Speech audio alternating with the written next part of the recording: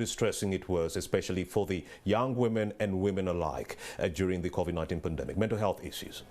So let's start it off here. First of all, mental health, we just have to understand that mental health, we are talking about ability. When we talk about mental health, we are talking about ability to manage day-to-day stresses of life. And so when we talk about COVID-19, it affected everyone. It affected men, it affected women, it affected children, it affected girls and everyone.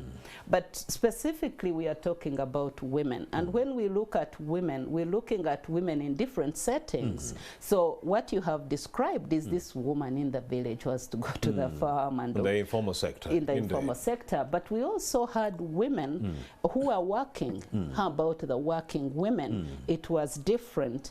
They didn't have an opportunity to just do one thing and then come later. They are working at home.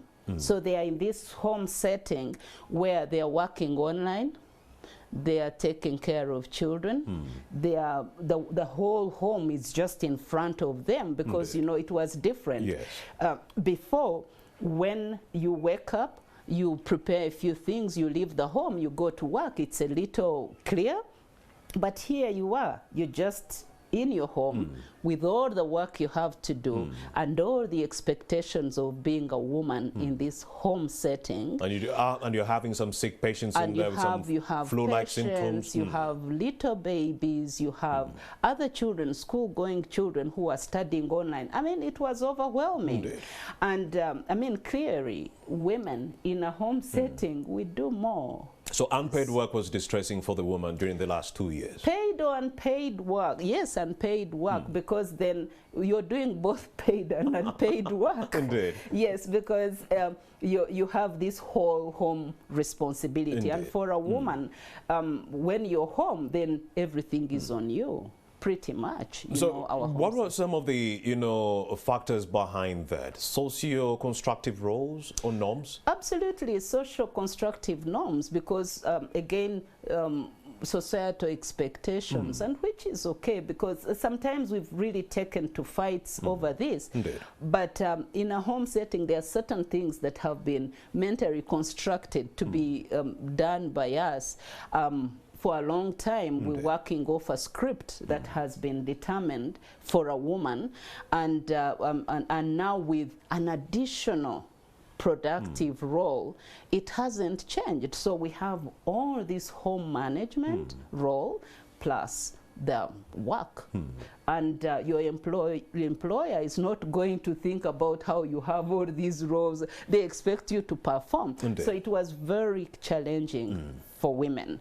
And I do remember I had to do particular sessions for women on how to balance work and family within the lockdown setting, because it was very exhausting, very overwhelming. We could visualize that because Morning at NTV was on the ground and we did see most of these distressing stories come through. Exactly. But away from the working woman or even that rural woman who actually has some ability to, you know, shed off a few hours and go to the firm, there was a young girl who had to be in school, but then she was in the home setting.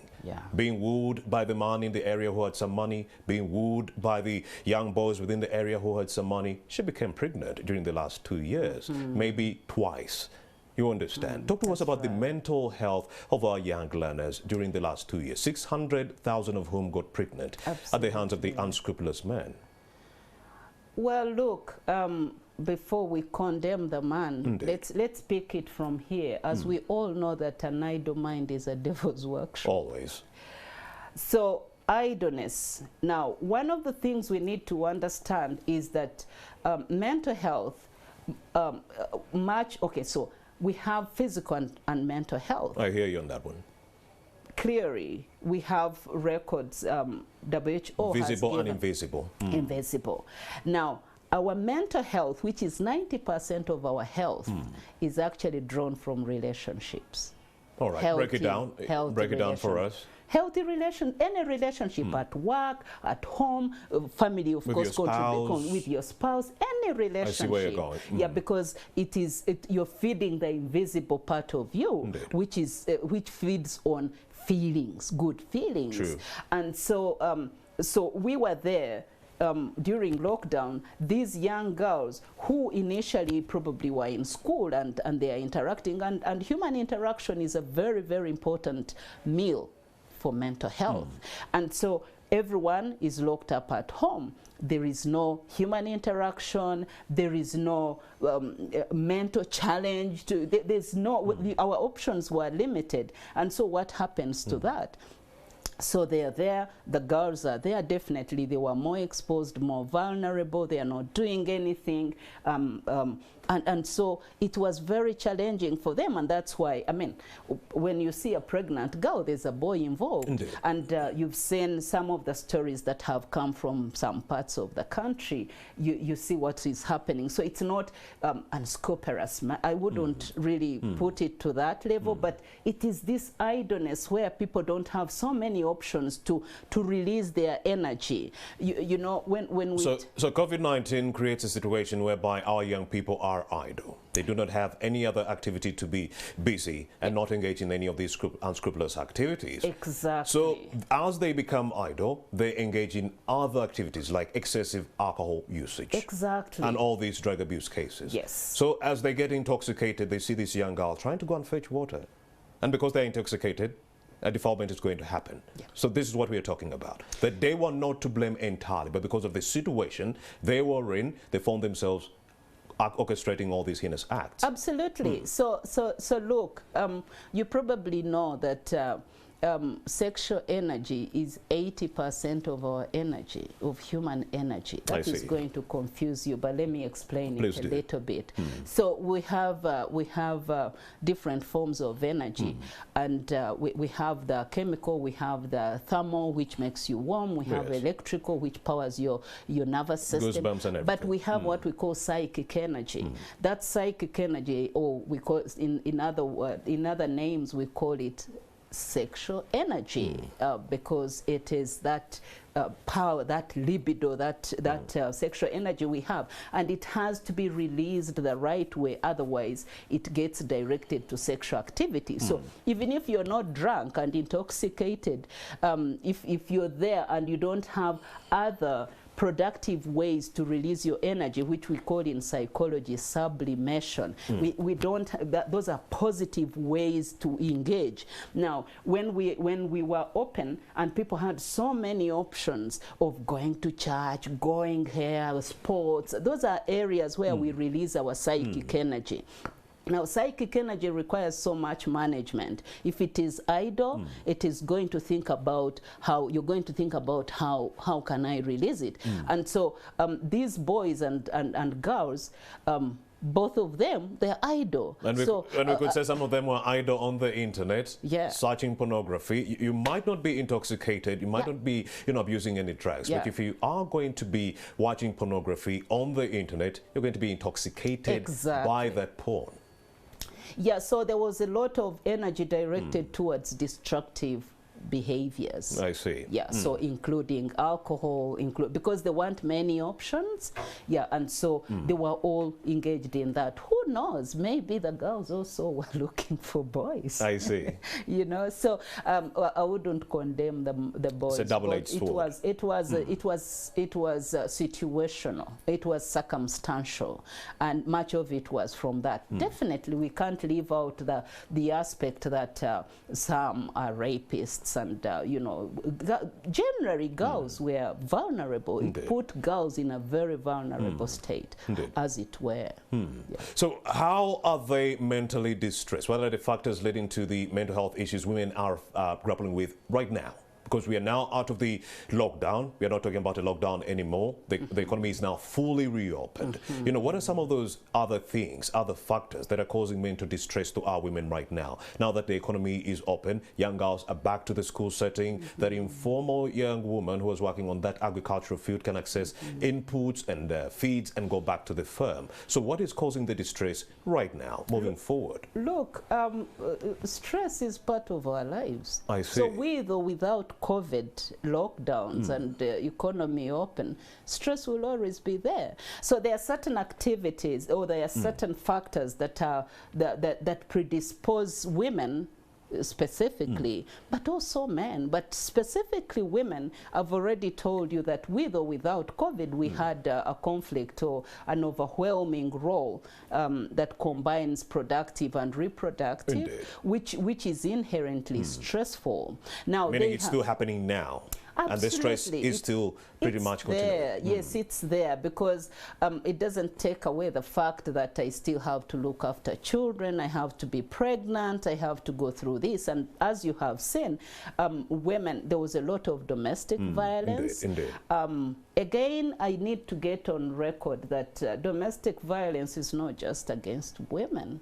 It's against men as well. Thank you so much. It's against men as well, and I really hope we have a conversation later on to talk about this broader view of domestic We're already violence. here. We're already here. Let's talk about that. Yes. Break it down. The men, how they are distressed. They are equally distressed, and it's very ashaming that when you look at the definition of domestic violence, which is aggressive behavior against a person, which includes both physical and emotional or psychological assault.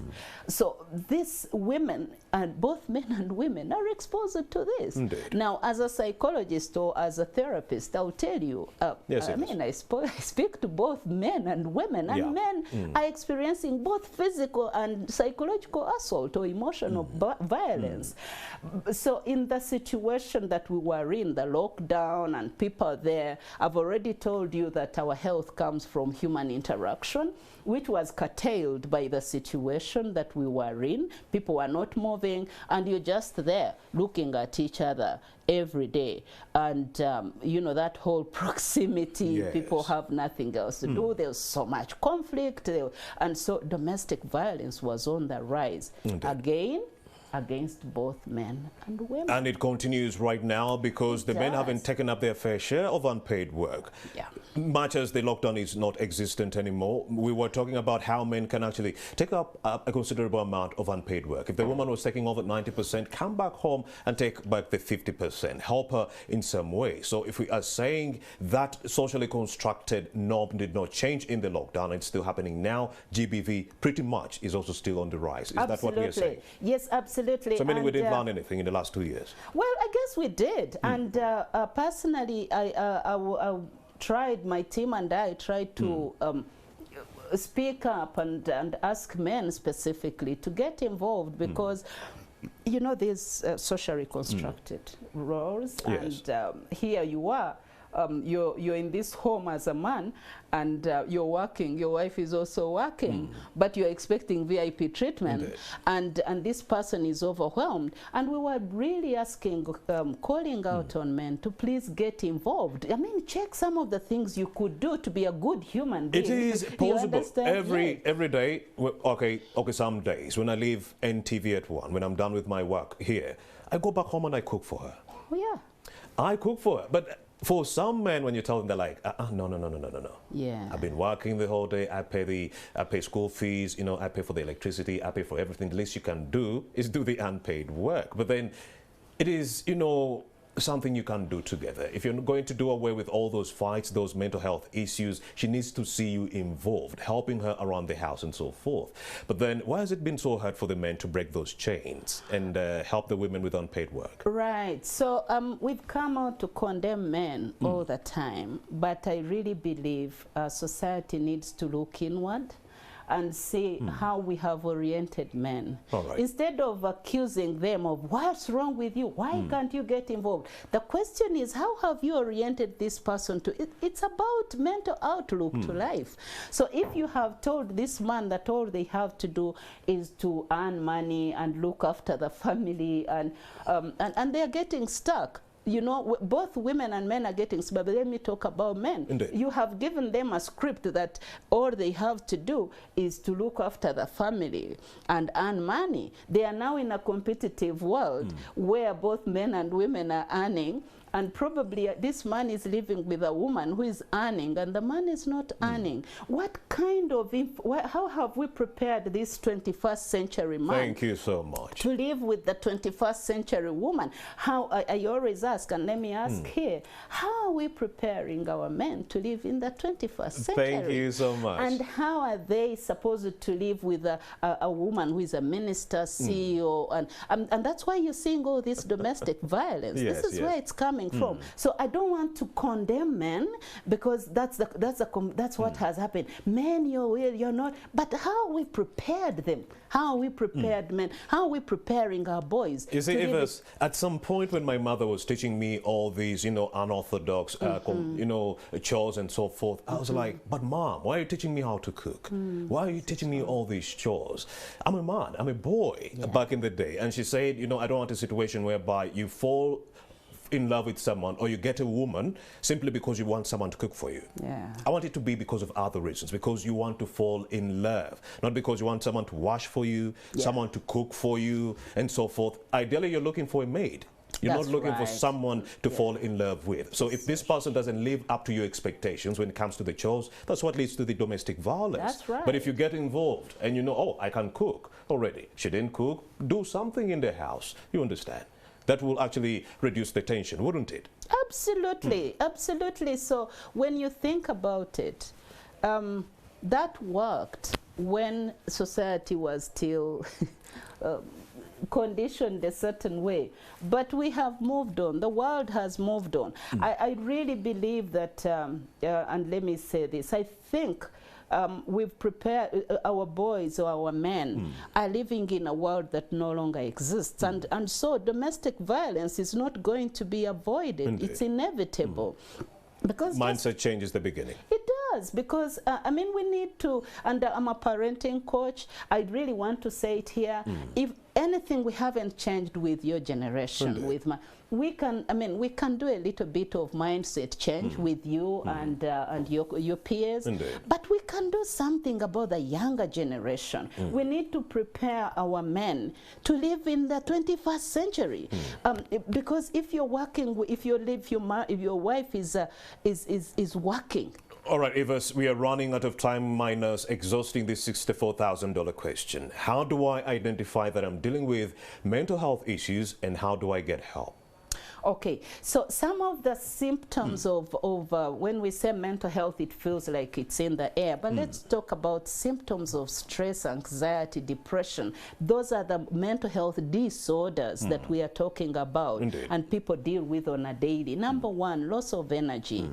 You wake up in the morning and you feel like it's 6 in the evening. You want to go back. You want to go back. You have lost interest in daily activity. You get so irritable, you don't want anyone to hang around in your space being happy. You get withdrawn from the things you initially loved. That's a sign of depression. That's a sign of stress. You no longer have the energy to do anything, your daily job. All those are symptoms of stress and anxiety, constant worry and anxiety. So those are some of you. Every other day your thought processes are telling you that I'm in danger, I won't make it.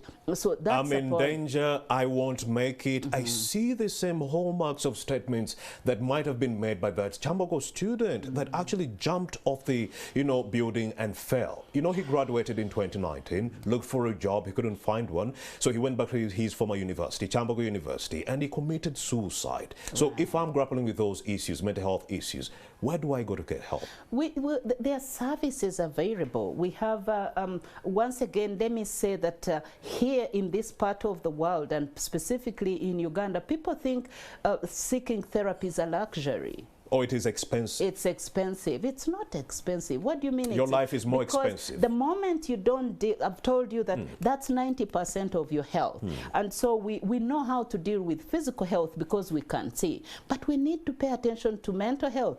Go seek therapy, psychosocial help, and talk to a therapist. The therapist helps you to understand your distorted thought processes, because like that student who committed suicide, what do you think was going on in his head? He was saying, there is no hope for me. I have nothing to do. I graduated I can't get a job.